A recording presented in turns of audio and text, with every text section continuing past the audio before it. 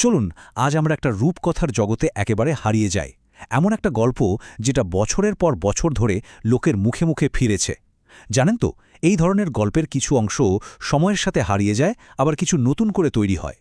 তো আজ আমরা সেই ভাঙা টুকরোগুলো এক এক করে জোড়া দিয়ে একটা দারুণ গল্প শুনব। আচ্ছা, একবার ভাবুন তো, যদি এমন একটা পাথর থাকতো যেটা হাতে পেলেই মনের সব ইচ্ছা পূরণ হয়ে যাবে, মানে যা চাইবেন ঠিক তাই পাবেন। ভাবা যায়? এই যে চিন্তাটা, এটাই কিন্তু আমাদের আজকের গল্পের একদম কেন্দ্রে রয়েছে। আর এই পুরো গল্পের মূলে আছে ঠিক ওই জিনিসটাই, ওই আশ্চর্য পাথরটা, যেটা নিয়ে এত কথা, এত কিংবদন্তি। চলুন তাহলে পরিচিত হওয়া যাক সেই মায়াবী পাথরের সাথে। এর নাম হল সোনার পাথর। লোককথা অনুযায়ী এর ক্ষমতা নাকি এমনই যে এর মালিকের মনের গভীরে যা যা ইচ্ছা আছে সব কিছু চোখের পলকে সত্যি হয়ে যেতে পারে। মানে এটা শুধু একটা পাথর না, এটা যেন ইচ্ছা আর ক্ষমতার একটা জীবন্ত প্রতীক। আর বুঝতেই পারছেন, এমন একটা আশ্চর্য পাথরের লোভেই তো শুরু হয় এক দুঃসাহসিক অভিযান। আমাদের গল্পের নায়কও সব কিছু ছেড়ে ছুড়ে বেরিয়ে পড়ে সেই সোনার পাথরের খোঁজে। শুরু হয় এক ভীষণ কঠিন যাত্রা। এই গল্পে যে ভাঙা অংশগুলো পাওয়া যায় তার মধ্যে একটা লাইন হল অতিথি ঘোড়ে দৌড়তে। একবার ভেবে দেখুন, এই ছোট্ট একটা কথার মধ্যে কত কিছু লুকিয়ে আছে। একজন অতিথি যে তার ঘোড়া ছুটিয়ে চলেছে, তো চলেই যাচ্ছে, থামার কোনো নামগন্ধ নেই। এখান থেকেই তার সংকল্পটা বেশ বোঝা যায়, তাই না? কিন্তু পথটা তো আর সহজ ছিল না। চারদিকে দুর্গম প্রকৃতি, পদে পদে ওঁত পেতে আছে অজানা বিপদ, আর সহ্য করতে হয়েছে চরম কষ্ট। আসলে এই কঠিন পথ চলাই যেন তার ভেতরের আসল শক্তিটাকে জাগিয়ে দিচ্ছিল।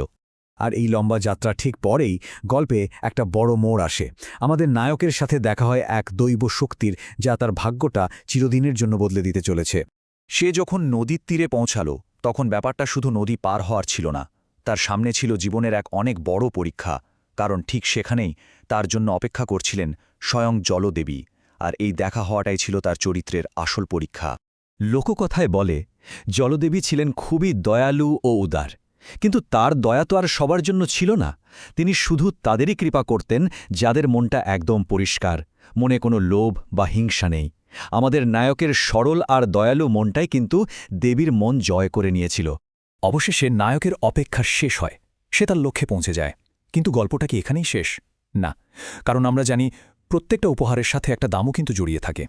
দেবী তার উপর খুশি হয়ে সেই বহু প্রতীক্ষিত সোনার পাথরটা তার হাতে তুলে দিলেন।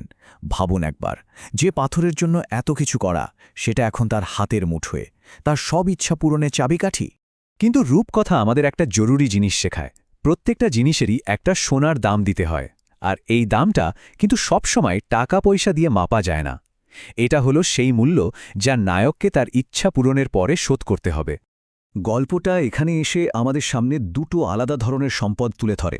একদিকে আছে ওই সোনার পাথরের সম্পদ, যা দিয়ে ক্ষমতা, ঐশ্বর্য, মানে বাইরের সব কিছু পাওয়া যায়। আর অন্যদিকে আছে চরিত্রের সম্পদ, ভেতরের শক্তি, জ্ঞান, দয়া, যা সে এই কঠিন যাত্রাপথে অর্জন করেছে। এখন প্রশ্নটা হলো, আসল সম্পদ কোনটা? প্রত্যেকটা রূপকথার আড়ালেই কিন্তু একটা গভীর শিক্ষা লুকিয়ে থাকে। চলুন এই গল্পের ভেতরের সেই জ্ঞানটা খুঁজে বের করার চেষ্টা করি, যা হয়তো আজও আমাদের জীবনের জন্য খুব প্রাসঙ্গিক। এই গল্পটা খুব সহজ করে আমাদের কয়েকটা বড় সত্যি বুঝিয়ে দেয়। যেমন, আসল মূল্যবান জিনিস হলো মানুষের চরিত্র, তার টাকা পয়সা বা সম্পত্তি নয়। জীবনের সবচেয়ে বড় যাত্রা আসলে নিজেকে চেনা। দয়া আর ভালোবাসার মতো গুণের কোনো বিকল্প হয় না। আর সবশেষে খুব সাবধানে নিজের ইচ্ছা প্রকাশ করা উচিত, কারণ সব ইচ্ছা পূরণ হলেই যে ভালো ফল হবে তার কোনো মানে নেই। এই প্রাচীন রূপকথাটা শেষ হয় আজকের দিনের জন্য একটা প্রশ্ন রেখে। আমাদের এই আধুনিক জীবনে আমরা সবাই কি কোনো না কোনো সোনার পাথরের পেছনে ছুটছি না? সেটা হতে পারে সাফল্য, খ্যাতি বা অর্থ। কিন্তু আসল ভাবনার বিষয় হলো, সেই পাথরের জন্য আমরা ঠিক কী দাম দিতে রাজি আছি।